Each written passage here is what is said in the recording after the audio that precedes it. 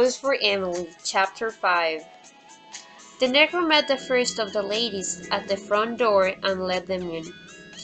With their hushed, sibilant voices and their quick, curious glances, and then he disappeared.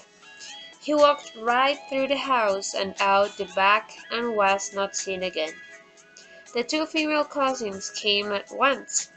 They held the funeral on the second day, with the town coming to look at Miss Emily beneath a mass of bought flowers, with the crying face and her father amusingly profoundly about the bier, and the ladies sibilant and macabre, and the very old men, some in their brushes Confederate uniforms, on the porch and the lawn, talking of Miss Emily as if she had been a contemporary of theirs, believing that they had danced with her and courted her perhaps, confusing time with its mathematical progression, as they all do, to whom all the past is not a diminishing road, but instead a huge meadow which no winter ever quite touches, divided from them now by the narrow bottleneck of the most recent decade of years.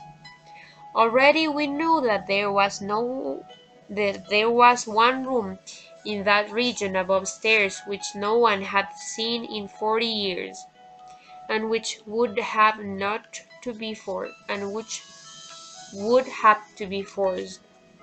They waited until Miss Emily was decently in the ground before they opened it. The violence of breaking down the door seemed to fill this room with pervading dust. A thin, acrid pall as of the tomb seemed to lie everywhere upon this room decked and furnished as for a bridal, upon the valance curtains of faded rose color, upon the rose shade lights, upon the dressing table, upon the delicate array of crystal and the man's toilet things backed with tarnishing silver.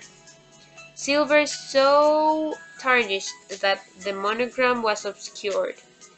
Among them lay collar and tie, as if they had just been removed, which left upon the surface a pale crescent in the dust. Upon a chair hung the suit, carefully folded. Beneath it the two mute shoes and the discarded socks. The man himself lay in the bed. For a long while we just stood there, looking down at the profound and fleshless green. The body had apparently once lain the attitude of an embrace, but now the long sleep that outlasts love, that conquers even the grim ends of love, had cockloaded him.